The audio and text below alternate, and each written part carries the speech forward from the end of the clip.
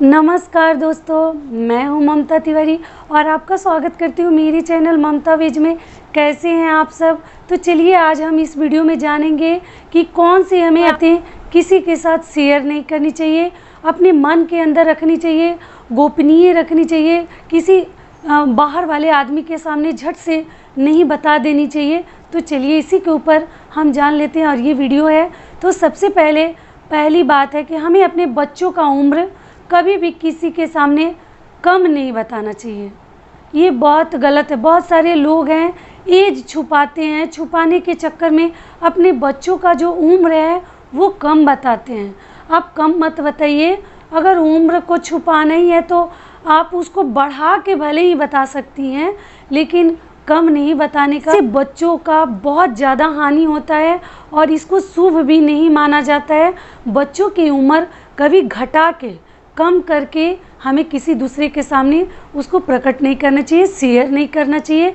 कभी भी अपने बच्चों की लंबी आयु के लिए आप उनकी उम्र को थोड़ा बढ़ा के ही बताइए, लेकिन कम मत बताइए। अगर आपने गलती से ये कार्य अगर आप कर रहे हैं तो अभी से ही छोड़ दीजिए। छोटे बच्चों का उम्र कभी आप मत छुपाइए, या तो सच बताइए या तो बढ़ा के बताइए, कम ना बताएं।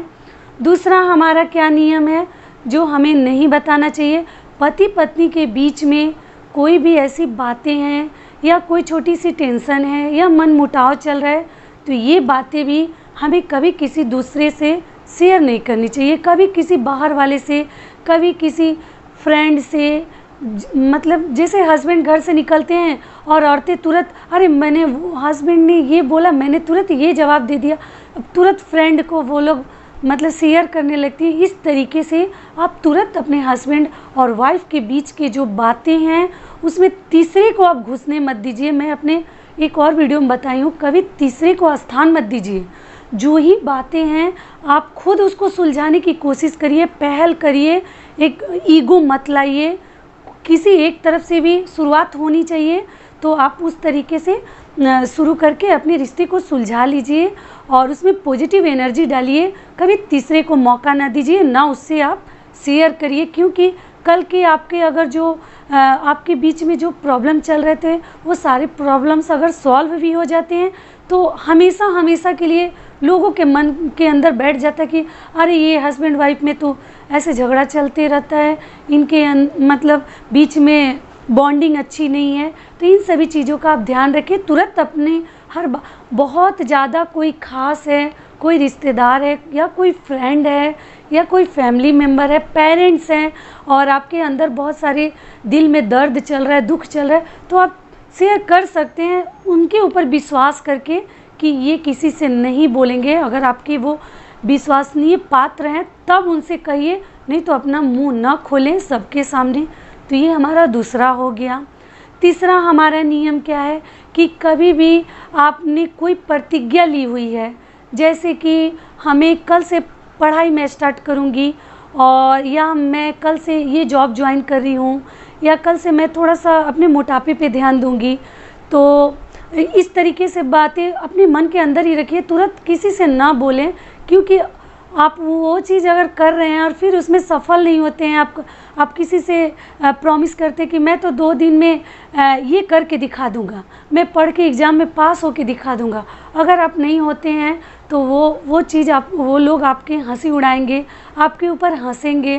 तो इस तरीके से समाज में आपका इंसल्ट होता है। तो समाज में हर बात शेयर ना करें, लेकिन अगर जो कोई आपका दोस्त बंधु उस तरीके से विश्वसनीय है तो आप उसको बता सकते हैं, लेकिन ज़्यादा से ज़्यादा कोशिश करें कि आप ना बताएं।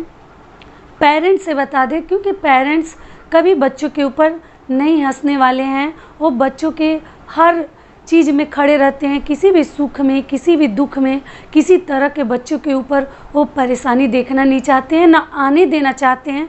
तो आप अपने पेरेंट्स से खुल के हर चीज़ बता सकते हैं, लेकिन बाहर वाले से जल्दी से कोई चीज़ शेयर ना करें, क्योंकि समय के साथ वो चीज़ आपका नहीं होगा तो फिर आपके ऊपर लोग हंसेंगे। अगर आप बोल रहे कि मैं तो बहुत पढ़ता हूँ, तो अगर आप एग्ज़ाम में पास नहीं हुए, परिणाम आपके अच्छे नहीं आए, तो लोग बोलेंगे कि अरे ये तो बहुत हाँकता था, बहुत फेंकता था, और फिर इस तरीके से कष्ट होता है सुनने के बाद।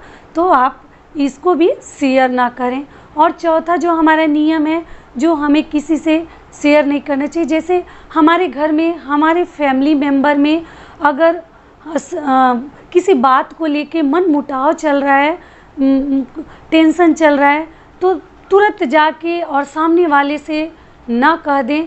हम सभी बड़े घर के बड़े बुजुर्गों से भी हाथ जोड़ के रिक्वेस्ट करते हैं, जो ही बड़े बुजुर्ग पेरेंट्स हैं, सास हैं, दादी नानी काकी, इन लोगों को थोड़ा समझ में नहीं आता और ये बाहर जाती हैं और इनका ग्रुप बैठता है और उसमें ये ऐसा नहीं है कि वो ये चीज़ें सोच के बोलती हैं, वो ऐसे धड़ल्ले से जैसे अपने घर की बातों को वहाँ शेयर कर देती हैं। तो अपने घर की इन सभी बातों को गोपनीय रखनी चाहिए, शेयर नहीं करनी चाहिए पड़ोसी के सामने।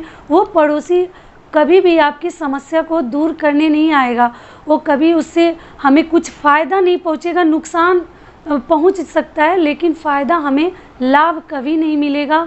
और वो पड़ोसी जब आपके घर में सब सिचुएशन स्थिति अच्छी हो जाएगी तो वही पड़ोसी आपके ऊपर खिल्ली उड़ाएगा और मज़े लेगा कि अरे इनके घर में तो ये हो रहा है। तो सभी बड़े बुजुर्ग से या जो ही अपने घर में ऐसा करते हैं, अपने घर की बातों को तुरंत जाके जो बाहर शेयर कर देते हैं, वो ना करें।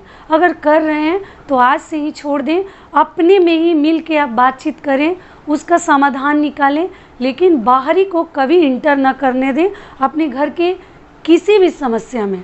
हम खुद करेंगे, हमने खुद हमारा मनमुटाव हुआ है तो हम फिर उसको सुलझा लेंगे, झगड़े को हम ख़त्म कर लेंगे, लेकिन तीसरा को जब आप उसमें घुसाएंगे तब तो वो आपका अच्छा नहीं होगा और भी वो समस्या बढ़ते ही जाएगा। तो कभी इन सभी चीज़ों को शेयर ना करें और गोपनीय रखें। और जो हमारा 5वां नियम है वो भी हमें सबसे शेयर नहीं करनी चाहिए। वो बातें क्या है कि हमें अपने घर में हम कितना खर्च करते हैं, कितना में खाते हैं, हम क्या खाते हैं, हम नमक रोटी खाते हैं या हम दूध मलाई खाते हैं या हम क्या खाते हैं, हम काजू किशमिश खाते हैं, ये सभी बातें भी बाहर जाके बड़प्पन नहीं दिखाना चाहिए। ये भी गलत है, ये भी अच्छा नहीं है। हम क्या खाते हैं क्या नहीं अगर कोई पूछे तब आप उसके साथ ऐसे ही जाके हाँकना नहीं चाहिए, फेंकना नहीं चाहिए। अरे मैं तो 5 लीटर तेल हमारा महीने में लगता है, तो मैं तो 5 लीटर मेरा तेल लग जाता है। कोई आपको देने लेने नहीं आएगा। अगर आप कम बताएंगे तो वही आदमी जो है वो बोलेगा अरे ये तो बहुत कंजूस है, देखो इतना में ही घर चला लेती है। ज़्यादा बोलेंगे तो भी नुकसान है, तो बोलेंगे अरे ऐसे डींगे हाँक रही है, देखो इतना तो इसको लगता नहीं है, फिर भी है कैसे झूठ पे झूठ बोले जा रही है। तो इसीलिए ना हम कम बताएंगे ना हम ज़्यादा बताएंगे ही नहीं। जब कोई पूछे, वैसी ज़रूरत पड़े, किसी को जानने का अगर बहुत ज़्यादा शौक़ है तो आप जो सच्चाई है वो बता सकते हैं, लेकिन अपने घर के खर्चे को किसी के सामने शेयर ना करें कि हमारे घर में कितना खर्च होता है और हम क्या खाते हैं और क्या नहीं खाते हैं, वो हम जानते हैं। तीसरे को जानने का कोई हक नहीं है कि हम कैसे जीवन जीते हैं, वो हमारा लाइफ है, तीसरे को इंटरफेयर करने की उसमें कोई ज़रूरत नहीं है। तो इस तरीके से इन बातों को भी आप शेयर ना करें, क्योंकि औरतें पूछ लेती कि आपके घर में कितना ऑयल लगता है, आप कितना आटा महीने में लगता है, और पूछ के कम बताएंगे तो भी नुकसान है, फिर हंसती है कि कंजूस है, और ज़्यादा बता देंगे फिर कहते हैं कि अरे झूठ बोल रही है, इतना कहाँ लगता है, 2 तो बच्चे हैं, 1 तो हस्बैंड है, इतना खा जाती है, सब झूठ बोल रही है। तो इससे अच्छा कि हम बताएंगे नहीं। तो मेरा तो ये नियम है कि मैं तो बताती ही नहीं हूँ भाई। जब मेरा सामान ख़त्म होता है तभी हम लोग मंगवा लेते हैं और ख़रीद के लाते हैं।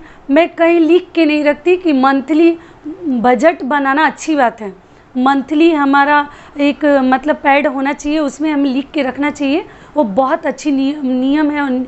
उस नियम को हमें फॉलो भी करना चाहिए कि हमारा मंथली खर्चा क्या है, कितना हम आटा लगता है, कितना चावल, कितना चीनी, ये सब चीज़ें रखना चाहिए। लेकिन दूसरों को बताने के लिए उसको नहीं लिखना चाहिए। हमारे अपने घर के जो निजी जीवन में हमारे खर्चे हैं वो लिखें, जिससे हमारे कोई भी सामान अगर हम मार्केट जाते हैं तो छूटे ना, रह ना जाए, तो इसलिए हम उसको लिखते हैं।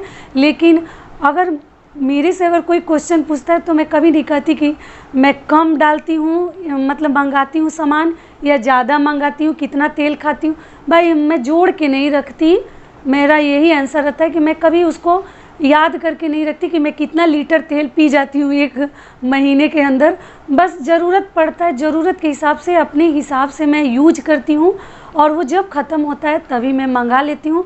लेकिन मैंने इसको कभी लिख के नहीं रखा और याद करके नहीं रखा कि मंथली मुझे कितना लगता है। तो वो सबसे सरल हो गया। आप इसी तरीके से आंसर दे दीजिए, लेकिन ना ज़्यादा बोल लीजिए और ना कम। कहीं से जस नहीं है दुनिया में, लोग बहुत हैं चालाक और समझदार आपसे बात उगलवाने के लिए। तो इसी तरीके से आप आंसर दे के निकल जाइए।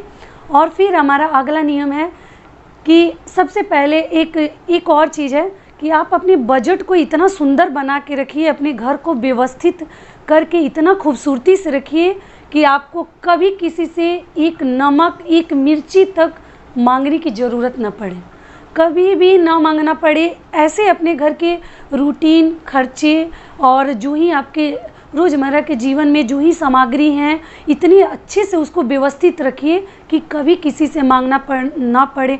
घर में बहुत सारे धन दौलत पड़े हैं, लेकिन बहुत सारी औरतें हैं, उनको आदत सी हो जाती है, प्रैक्टिस हो जाता है कि जब तक वो एक प्याज, 2 आलू, 2 मिर्ची वो मांगेंगे नहीं, उनके घर का काम चलता ही नहीं है। तो इसीलिए आपको ज़्यादा से ज़्यादा कोशिश करें, अधिकतर मन में ये दृढ़ संकल्प लीजिए कि हम बिना नमक रोटी का खा लेंगे। बच्चों को भी सिखाइए, लेकिन ज़रूरत ना पड़े तो हम कभी किसी से मांगेंगे नहीं।